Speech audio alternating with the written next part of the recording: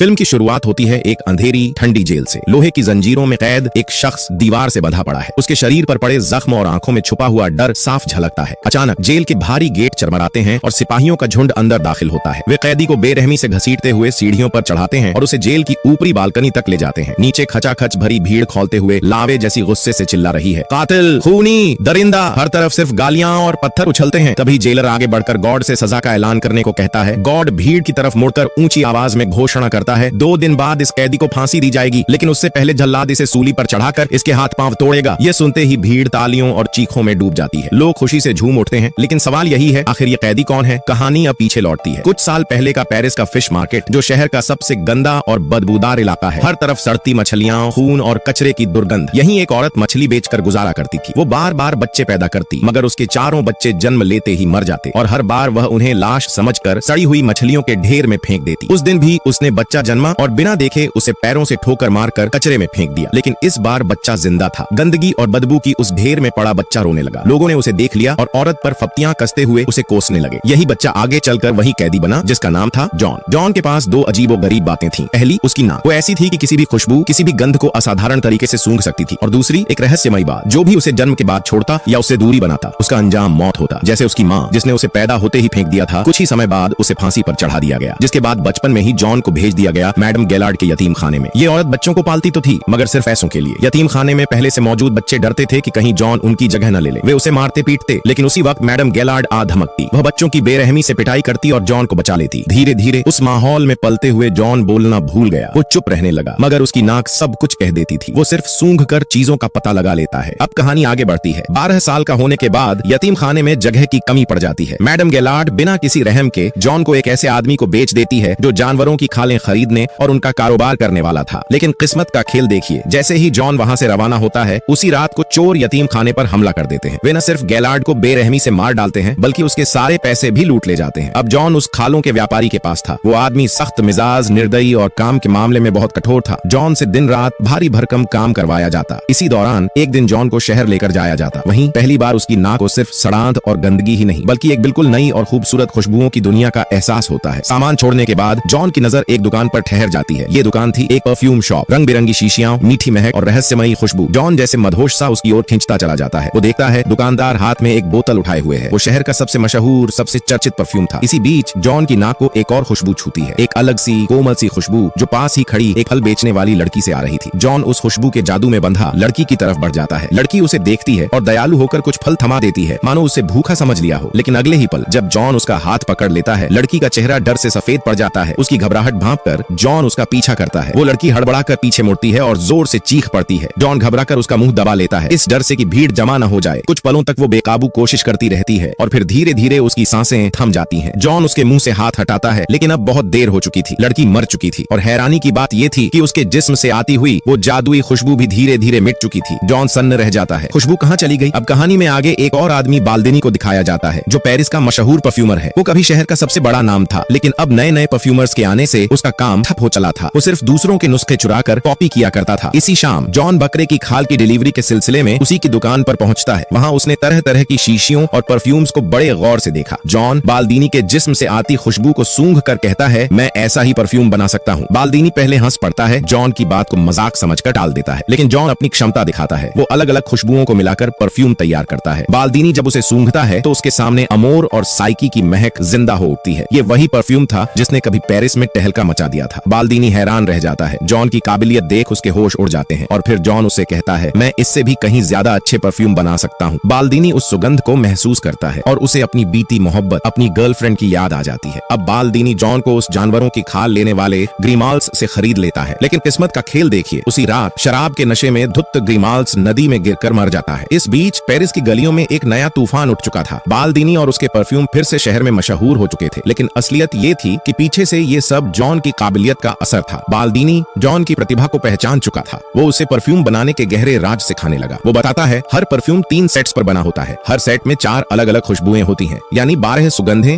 और इंसान सिर्फ इन्हीं 12 को पहचान सकता है। लेकिन अगर कोई 13वीं खुशबू तैयार कर ले तो पूरी दुनिया में उसका कोई तोड़ नहीं होगा। ये सुनकर जॉन की आंखों में एक चमक आ जाती है। वो सोचता है, मैं वही शख्स बनूंगा जो 13वीं खुशबू बनाएगा। जॉन बाल्दीनी से विनती करता है कि उसे असली तरीका सिखाए। बाल्दीनी उसे वादा करता है, मैं तुम्हें दुनिया का सबसे बेहतरीन तरीका दूंगा। वो बताता है कि 10,000 फूलों को अपनी बनाई मशीन में डालकर एक ही बोतल में उनका अर्क निकाला जा सकता है। यही तरीका उसने पेरिस आने से पहले सीखा था। लेकिन एक दिन बाल्दीनी जॉन को चुपके से रोते हुए देखता है। हैरान होकर पूछता है, क्या हुआ? जॉन फफक कर जवाब देता है, तुम झूठे हो, तुम्हारा तरीका काम का नहीं है। मैंने कोशिश की, लेकिन कांच लोहा किसी भी चीज को बोतल में कैद नहीं कर पाया। ये सुनकर वो बेसुध होकर गिर पड़ता है। उसकी हालत नाजुक हो जाती है। बाल्दीनी बेचैन हो जाता है। उसे डर सताने लगता है कि अगर जॉन खो गया तो उसकी सारी शोहरत मिट जाएगी। इसी बीच जॉन और नए तरीकों की तलाश करता है। बाल्दीनी उसे जानवरों की चर्बी से खुशबू निकालने का तरीका बताता है और उसे आदेश देता है, ग्रॉस जाओ, वहां जाकर ये हुनर सीखो। बदले में जॉन उसे 1000 फॉर्मूले देता है। जॉन को रवाना कर दिया जाता है। जैसे ही जॉन वहां से निकलता है, बाल्दीनी के घर में अचानक एक बहुत बड़ा धमाका होता है और उसी हादसे में बाल्दीनी की मौत हो जाती है। दूसरी तरफ जॉन पहली बार महसूस करता है कि वो आजाद है। अब वो किसी का गुलाम नहीं, अब वो अपने फैसले खुद ले सकता है। ग्रॉस जाने के 2 रास्ते थे। एक गांव के बीच से होकर जाता था और दूसरा पहाड़ों से होकर। जॉन ने पहाड़ों वाला रास्ता चुना। यात्रा करते हुए उसे एक घर मिलता है। थका हारा जॉन वहीं रुक जाता है। वो चैन से सोता है और कई दिनों तक उस घर में ही ठहरता है। एक रात जॉन को अचानक वहीं फल वाली लड़की का ख्वाब आता है। वो चौंक कर नींद से उठ बैठता है। घबराहट में अपना पूरा जिस्म सूंघने लगता है। लेकिन हैरानी की बात यह है कि उसे कोई भी खुशबू महसूस नहीं होती। बेचैन होकर वो बाहर बारिश में निकल जाता है। बरसते पानी में नहाते हुए उसे एहसास होता है उसके अपने शरीर की कोई गंध ही नहीं है। सुबह होते ही जॉन ग्रॉस की तरफ रवाना हो जाता है। रास्ते में अचानक उसे वहीं जादुई खुशबू महसूस होती है जिसे उसने पहली बार फल वाली लड़की से पाया था। वो देखता है एक बेहद खूबसूरत लड़की बग्घी से उतरती हुई नजर आती है। जॉन उसकी ओर खींच जाता है और चुपके से उसका पीछा करता है। पीछा करते करते वो ग्रॉस पहुंचता है। लड़की एक भव्य महल में दाखिल होती है। ये महल शहर के सबसे अमीर शख्स रिचिस का था और वो लड़की उसकी बेटी लॉरा थी, पूरे ग्रॉस की सबसे खूबसूरत लड़की। ग्रॉस में जॉन एक औरत के पास काम करने लगता है, लेकिन उसका शौहर हमेशा जॉन पर कड़ी नजर रखता था। वहीं रहते हुए जॉन जानवरों की चर्बी से खुशबू निकालने के 2 नए तरीके सीखता है। पहला तरीका आजमाने के लिए वो एक तवायफ को पकड़ता है। वो उसके बाल काट देता है और उसे मारकर उसकी लाश पर चर्बी का लेप चढ़ा देता है। फिर उसे कपड़े में कसकर लपेट देता है। कुछ समय बाद उसी कपड़े से चर्बी निकालकर बाल्दीनी के सिखाए हुए तरीके से खुशबू को कैद करने में कामयाब हो जाता है। वो इस सुगंध को चेक करने के लिए तवायफ के पालतू कुत्ते पर आजमाता है। अब जॉन के दिमाग में एक खतरनाक योजना पूरी तरह बैठ चुकी थी। वो बाल्दीनी के बताए अनुसार 13 बोतलों का सेट बनाना चाहता था, मतलब हर बोतल के लिए एक कत्ल। इसी दौरान लॉरा की बर्थडे पार्टी होती है। पार्टी में सब लड़के लड़कियां छुपन छुपाई खेल रहे होते हैं। यही मौका पाकर जॉन भी वहां आ धमकता है। अंधेरे में वो लॉरा पर हमला करता है, लेकिन इस बार लॉरा किसी तरह बच निकलती है। उसी पार्टी से अचानक 2 जुड़वा बहनें गायब हो जाती हैं। अगले ही पल हम देखते हैं कि जॉन ने उन दोनों को मार डाला है। वो उनके जिस्म से खुशबू निकालकर अपने सेट की पहली 2 बोतलें तैयार कर लेता है। उनकी लाशें शहर के पुल के नीचे पानी में तैरती हुई दिखाई देती हैं, जैसे मौत भी अब जॉन की खामोश कारीगरी का हिस्सा बन चुकी हो। शहर में खौफ की परछाइयां गहराने लगती हैं। एक एक कर जवान लड़कियों की मौतें होने लगती हैं। डर से कांपते लोग अपनी बेटियों को बचाने के लिए घरों को ताले में जकड़ देते हैं। लेकिन इस अफरा तफरी के बीच